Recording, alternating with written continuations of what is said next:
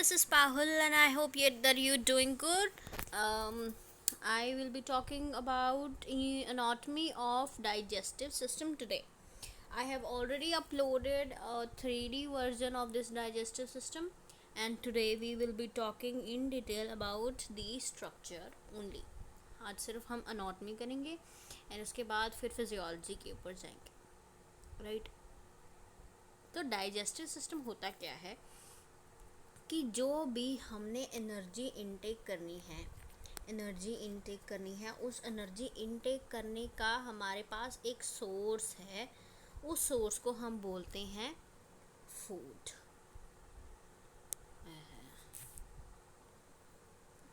उस सोर्स को हम कहते हैं food. So food is the source of energy that is obtained, right.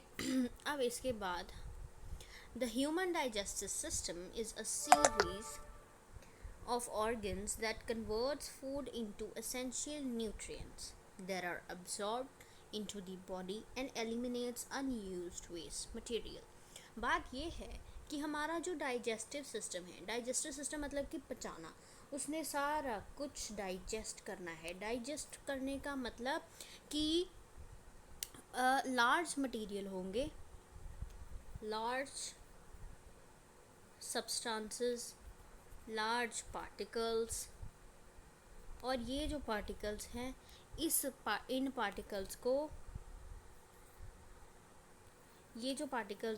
particles को तोड़ देना, break down in smaller particles, इसको बोलते हैं डाइजेशन।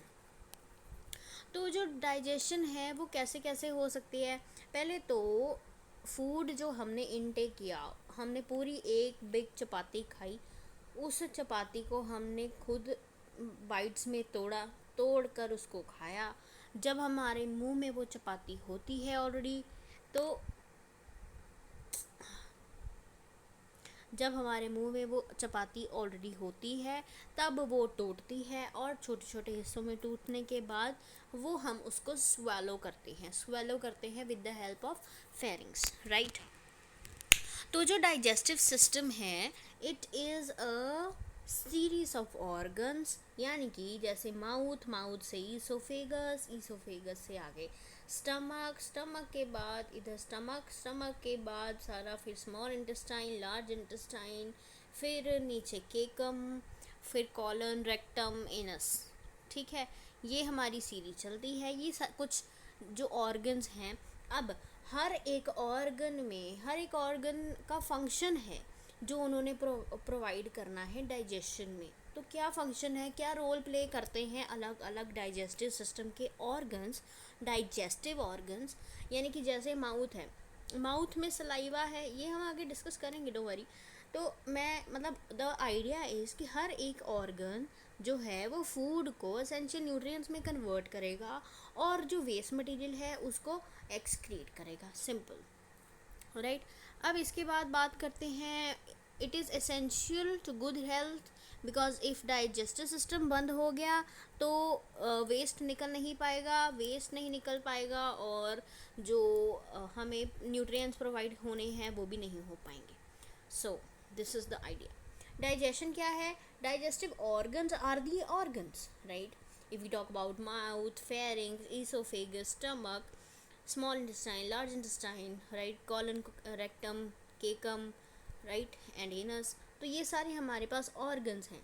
अब digestion is a physiology, it is a process.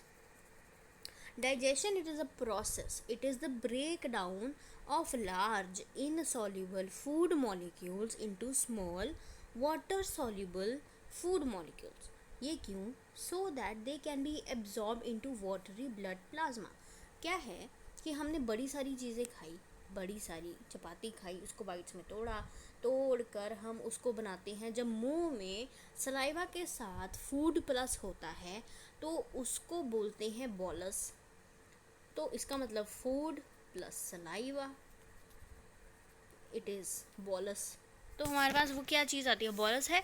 तो उस बॉलस को एब्जॉर्ब करना है और तोड़ना है और छोटा करना है, इतना छोटा कि वो वाटरी ब्लड प्लाज्मा में मिक्स हो जाए और एनर्जी जो है ब्लड को, बॉडी को प्रोवाइड हो, राइट। तो digestion is a form of catabolism. It is a form of catabolism that is often divided into दो processes में ये divide होती है। किस बेसिस पे कि कैसे फूड जो हमने खाया है वो टूटता किस तरीके से है। दो तरीके हैं, मैकेनिकल डाइजेशन यानी कि ऑर्गन्स का चलना, ऑर्गन्स यूज़ होते हैं और मशीन की तरह, और वो डाइजेशन होती है। केमिकल डाइजेशन का मतलब कि हम इसमें सिर्फ एंजाइम्स, हमारे पास केमिकल्स, बॉडी में जो केमिकल्स होते हैं उनको हम एंजाइम्स बोलते हैं, और वो एंजाइम्स जो हैं वो यूज़ होते हैं बॉडी में, और वो जो एंजाइम्स यूज़ होंगे उससे केमिकल डाइजेशन होगी। Okay, so these are some of the phases of digestion, जैसे ingestion, digestion, absorption, assimilation, egestion। तो ingestion में क्या है कि consumption of nutrients from the food, जो भी फूड हमने खाया उसको इंजेस्ट किया, खाना अंदर लिया, यानी कि इनटेक, ठीक है। डाइजेशन उसकी केमिकल ब्रेक डाउन की, यानी कि वो टूट गया from larger particles to smaller substances, ये होती है digestion. Larger organic molecules into smaller by enzymes. Organs ने अपना काम किया मैकेनिकल डाइजेशन, एंड एंजाइम्स ने अपना काम किया केमिकल डाइजेशन, राइट। अब एब्जॉर्प्शन का मतलब कि वो जो पहले खाना है, खाना अच्छे से ब्रेक डाउन हो गया, जितनी भी, यानी कि हमारे अलग अलग बॉडी पार्ट्स में अलग का फंक्शन क्या है, अलग अलग। जैसे हमारे पास क्या क्या चीज़ें होती हैं, हमारे पास है सबसे पहले कार्बोहाइड्रेट, कार्बो, फैट्स, प्रोटीन, और क्या होता है, कार्बोहाइड्रेट्स, फैट्स एंड प्रोटीन्स। ये तीन चीज़ें अगर हम लेते हैं तो हमारे पास सबसे पहले माउथ में digestion, mouth is a part of यही डाइजेस्टिव सिस्टम, राइट। तो मुंह में क्या है, हमारे मुंह में सलाइवा होता है, ठीक है। सलाइवा जो है वो कहाँ से रिलीज़ होता है, 3 सलाइवरी ग्लैंड्स होते हैं, ठीक है, वहाँ से वो सेक्रीट होता है सलाइवा, वहाँ पर कार्बोहाइड्रेट्स की डाइजेशन होगी, यानी कि ये तो जी टूट गए, छोटे छोटे हो गए। अब उसके बाद जो है जो खाना है वो जाएगा डायरेक्टली इनटू द स्टमक, और वहाँ स्टमक में प्रोटीन्स टूटेंगी, यानी कि प्रोटीन की ब्रेक डाउन होगी। उसके बाद वो सारा लीवर में जाएगा, लीवर में फैट्स की ब्रेक डाउन होगी।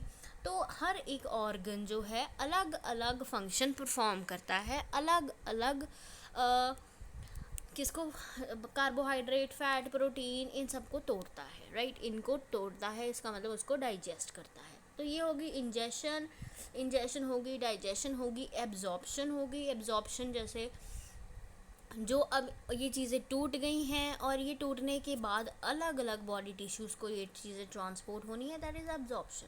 तो ये एब्जॉर्प्शन जो है वो एक्टिव होती है, पैसिव होती है, ठीक है। एक्टिव और पैसिव में आगे उसका आता है diffusion, facilitative, active, transport, etcetera etcetera, that we will study in the later stages. Next is the assimilation.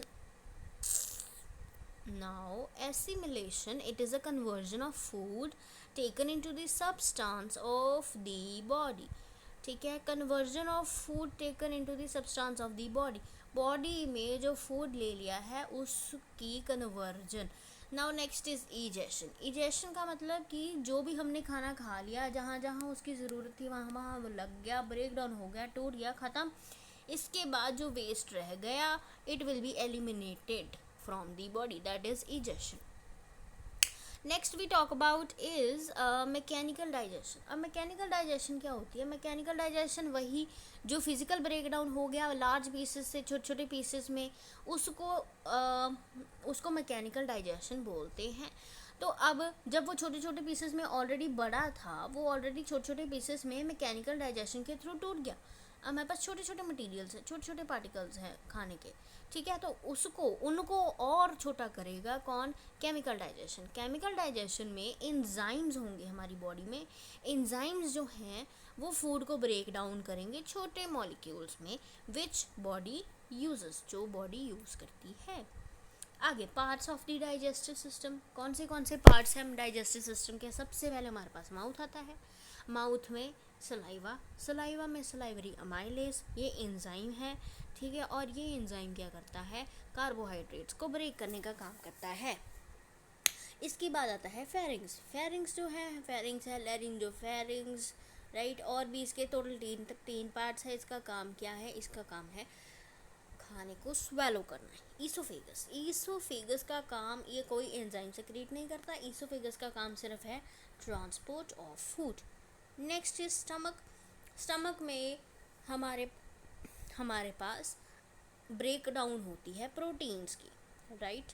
इसके बाद स्मॉल इंटेस्टाइन। स्मॉल इंटेस्टाइन को बोलते हैं it is the site of complete digestion. यहाँ पर हर कुछ डाइजेस्ट हो जाता है। अगर ऊपर से कुछ पेंडिंग रह गया है वो भी डाइजेस्ट हो जाता है। स्टमक के साथ ना 3 और चीज़ें एसोसिएटेड होती हैं। सबसे पहले लीवर, ठीक है, पैनक्रियास, एंड लीवर से क्रिएट करता है bile, pancreas pancreatic juice, right. 2 चीज़ें, राइट, ये 2 चीज़ें। इसके साथ और हमारे पास एसोसिएटेड किसके साथ एसोसिएटेड है? स्मॉल इंटेस्टाइन के साथ एसोसिएटेड है, स्टमक के साथ नहीं। इसके बाद हमारे पास लार्ज इंटेस्टाइन आती है। Large intestine it is divided into colon. सबसे पहले असेंडिंग कॉलन, ट्रांसवर्स कॉलन और डिसेंडिंग कॉलन, ठीक है। और इसको बोलते हैं सिग्मोइड कॉलन। नेक्स्ट अब हम बात करेंगे कि कौन से पार्ट्स हैं हमारे पास। माउथ, माउथ जो है हॉलो कैविटी है, इम्पॉर्टेंट रोल प्ले करती है ईटिंग में। और हमारे पास इसके साथ एसोसिएटेड ऑर्गन्स कौन से हैं? ये टीथ हो गई, ये हमारे पास टंग हो गई, राइट। और हाँ जी, तो इसमें ईटिंग में क्या क्या कर सकते हैं? च्यूइंग, बाइटिंग, फूड को बाइट कर सकते हैं और ग्राइंड कर सकते हैं, ठीक है। ड्रिंकिंग, ब्रीथिंग, स्पीकिंग, ये सब फंक्शंस हैं माउथ के। और ये मैकेनिकली फूड को ब्रेक डाउन करेगा। हमारे टीथ चलते हैं और टीथ चलने से हम बड़े बड़े पीसेस को छोटे छोटे पीसेस में कन्वर्ट कर सकते हैं, उसको बोलते हैं mechanical break down. Next we talk about is secretion of salivary glands. हमारे जो माउथ है इसमें सलाइवरी ग्लैंड्स प्रेजेंट है, 3 सलाइवरी ग्लैंड्स प्रेजेंट है, ठीक है। सब मैक्सिलरी, सब लिंगुअल करके हमारे पास 3 सलाइवरी ग्लैंड्स प्रेजेंट है। और वो 3 सलाइवरी ग्लैंड्स जो हैं वो सलाइवा सेक्रीट करते हैं। Next we talk about is pharynx. Pharynx जो है इसको हम कहते हैं, इसको हम कहते हैं throat, right. A thick lining in the pharynx. Pharynx में एक थिक लाइनिंग, फेरिंग्स में एक थिक लाइनिंग है जो कि क्या करता है? रफ फूड पार्टिकल्स से उसको प्रोटेक्ट करता है, राइट। और हार्श केमिकल कंपोनेंट्स उसका कुछ नहीं बिगाड़ सकते हैं, ठीक है। ये फेरिंग्स का काम होता है, राइट। थ्रोट है, थ्रोट इसका काम क्या है? स्वेलोइंग, खाना जो भी हमने खाया है वो स्वेलो होता है, ठीक है। इसका फंक्शन है ट्रांसफ़र करना फूड को माउथ से ईसोफेगस में, and to warm, moisten and filter air, air को फिल्टर करना, मॉइस्ट करना before it moves into the trachea. Pharynx is a part of both digestive system और रेस्पिरेटरी सिस्टम, क्योंकि फेरिंग्स दोनों में पार्टिसिपेट करता है, कॉमन डक्ट है, फूड पाइप भी और एयर पाइप भी। तो हमारे पास ये चीज़ें हैं, देखिए। सो वी हैव यहाँ पर नेज़ल कैविटी, यहाँ ऊपर सॉफ्ट पैलेट। और हम अपने टंग से ऊपर वाले हिस्से को जब टच करते हैं तो हमें हार्ड पैलेट दिखाई देता है। हार्ड पैलेट फील होता है, और अगर हम पिछले वाले हिस्से पर अपनी टंग के साथ टच करते हैं तो सॉफ्ट पैलेट, ठीक है। ये पूरी की पूरी हमारा मुंह जो है उसको ओरल कैविटी बोलते हैं, जिसमें टंग भी है। एपिग्लॉटिस, तो ये हमें पता है कि जो ट्रेकियल रिंग है, जो गला है, गला इस एपिग्लॉटिस, उसके नीचे लैरिंग्स है, और फिर जो रिंग्स हैं वो ट्रेकिया है, और ट्रेकिया के बिल्कुल पीछे ईसोफेगस है। I have already told you that we have 3 type of pharynx. अब ये है लेरिंजोफेरिंग्स। लेरिंजोफेरिंग्स नीचे, सबसे नीचे वाला पार्ट होता है। लेरिंजोफेरिंग्स का मतलब कि जो लैरिंग्स और फेरिंग्स का पैसेज है, इसको लेरिंजोफेरिंग्स। ओरोफेरिंग्स वो वाला पार्ट है जो हमारे माउथ का रीजन है, उसको ओरल रीजन जो है, ओरल रीजन में जो फेरिंग्स आता है उसको ओरोफेरिंग्स बोलते हैं। और जो फेरिंग्स नेजल साइड पर आता है उसको हम बोलते हैं नेसोफेरिंग्स। नेजल रीजन में जो आता है उसको हम बोलते हैं नेसोफेरिंग्स, राइट। इसके बाद वी हैव ईसोफेगस। ईसोफेगस का काम कुछ नहीं, ट्रांसफ़र है। तो it is a collapsed musculomembranous tube that extends from pharynx to the stomach, जो फेरिंग से स्टमक तक जाती है। तो जैसे हमने, आप लोगों ने देखा होगा कि एक स्नेक है सपोज, राइट। स्नेक अगर कोई अपने शिकार को, प्रे को खा रहा है, तो वो कैसे, उसमें ऐसे वेव्स आ जाती है खाते टाइम, तो उस वेव को, उस मूवमेंट को बोलते हैं हम, उस मूवमेंट को बोलते हैं पेरिस्टैल्टिक मूवमेंट। Peristaltic movement. तो वो मूवमेंट, पेरिस्टैल्टिक मूवमेंट, वही सेम मूवमेंट ईसोफेगस में आती है। कई जगह पर ईसोफेगस के स्पेलिंग ओ से भी शुरू होते हैं, राइट। सो हमारे पास जो ईसोफेगस है, जो हमारे पास ईसोफेगस है, उसमें भी जो मूवमेंट है वही पेरिस्टैल्टिक होती है, ठीक है जी। और जब खाना, कुछ भी एक्सीडेंट हो जाता है, खाना नहीं डाइजेस्ट हो पाता है, तो हमें, तो जो मूवमेंट है peristaltic movement is a wave like movement, ठीक है जी। जो होती कब है, जो खाना खाते टाइम, जैसे हमने यहाँ पर खाना है तो मूवमेंट होगी जिससे खाना आगे पुश होता जाएगा, ये पेरिस्टाल्टिक मूवमेंट है, ठीक है। इन केस खाना किसी वजह से अंदर नहीं जा पाता है, तो due to anti peristaltic movement oesophagus से खाना बाहर आ जाएगा। खाना बाहर आ जाए, ईसोफेगस से बाहर आ गया तो मतलब माउथ से भी बाहर आ जाएगा, माउथ से बाहर आ गया मतलब कि वॉमिटिंग हो जाएगी। तो वॉमिटिंग के दौरान जो मूवमेंट लिंक्ड होती है, जो रीज़न है एक्चुअल वॉमिटिंग का, वो है एंटी पेरिस्टाल्टिक मूवमेंट।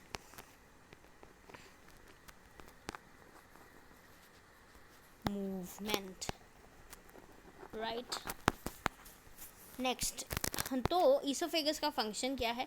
ईसोफेगस का फंक्शन है कि वो फूड, लिक्विड, सलाइवा, जो भी माउथ का सामान है वो स्टमक में लेके जाएगा, ठीक है। तो जो स्टमक है वो एक कंटेनर की तरह एक्ट करेगा और उसकी डाइजेशन स्टार्ट कर देगा।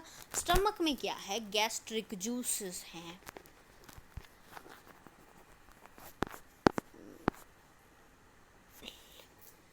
पैनक्रियाटिक जूसेस हैं, इंटेस्टाइनल जूस है ना। इंटेस्टाइनल जूस स्टमक में नहीं आएगा, पैनक्रियाटिक जूस है।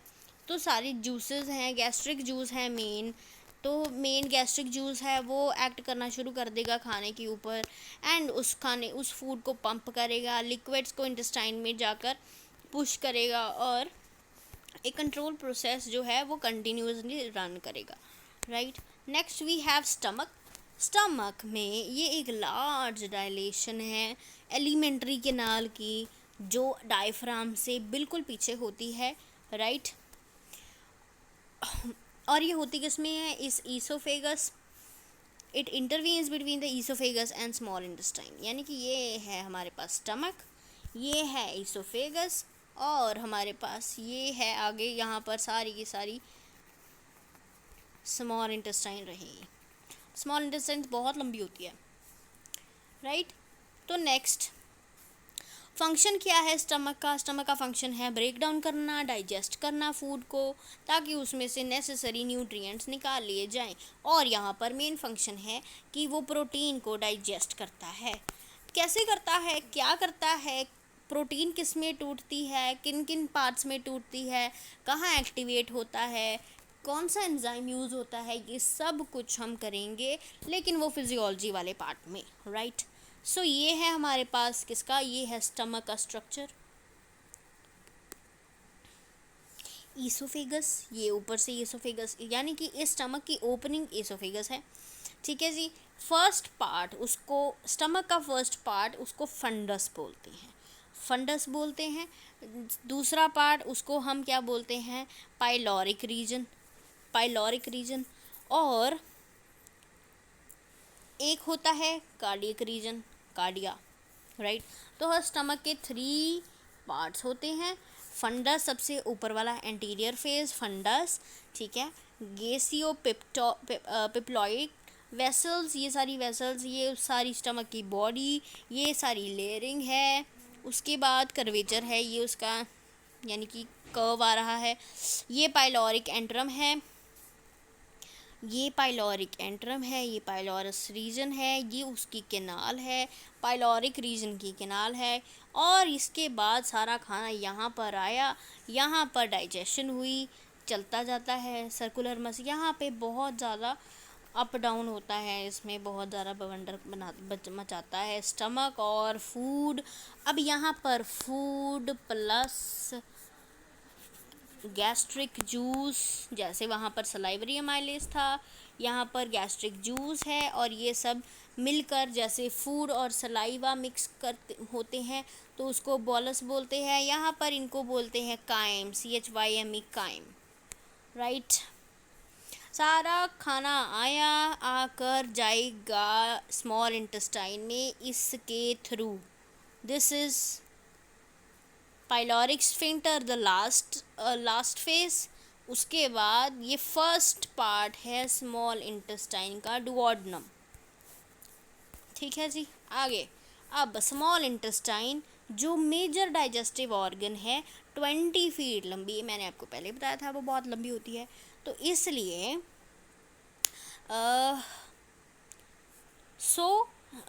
20 feet long is so named as its diameter is। अच्छा, स्मॉल इंटेस्टाइन को खुद लंबी होते हुए स्मॉल इंटेस्टाइन क्यों बोला जाता है?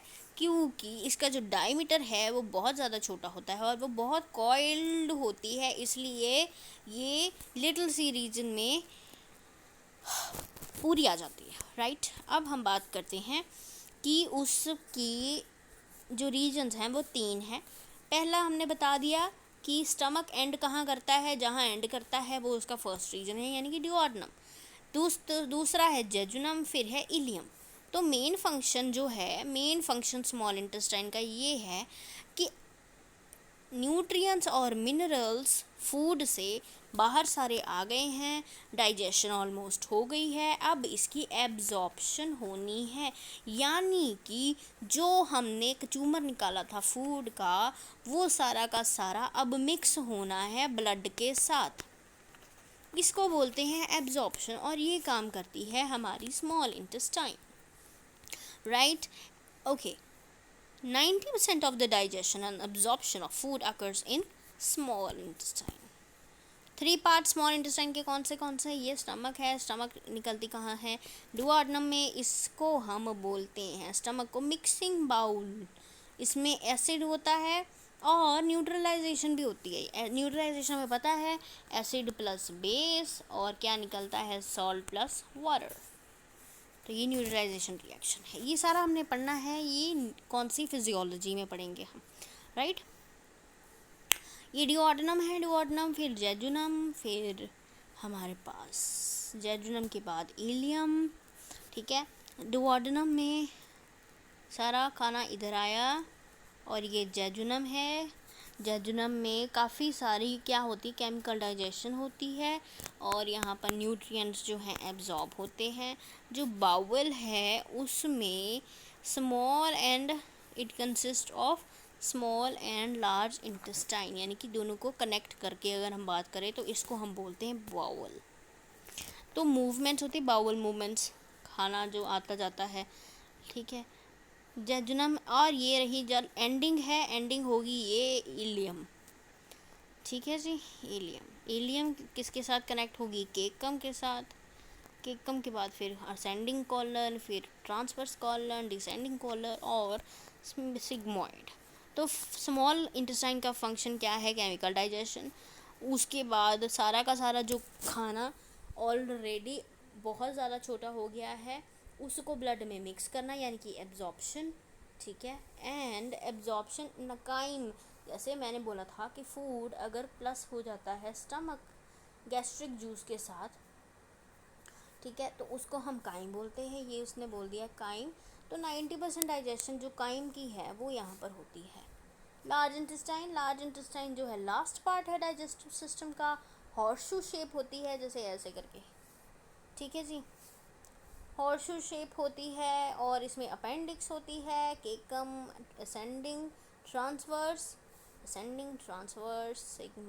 Descending, sigmoid, colon and rectum. ये होते हैं उसके लार्ज इंटेस्टाइन के पार्ट्स। तो फंक्शन क्या है कि सारा का सारा वाटर एब्जॉर्ब कर लेना, ठीक है, जो भी इनडाइजेस्टिबल फूड मटेरियल रह गया है उसमें से सारा का सारा वाटर एब्जॉर्ब कर लेना, और जो अब एक्स्ट्रा डाइजेस्ट नहीं हो सकता है उन सब चीज़ों को बस बाहर निकाल देना। तो this is the main idea, ठीक है, फूड मैटर को ट्रांसमिट करना, यूजलेस वाटर को बाहर बॉडी से। लार्ज इंटेस्टाइन, अब ये उसका क्या है स्ट्रक्चर। लार्ज इंटेस्टाइन में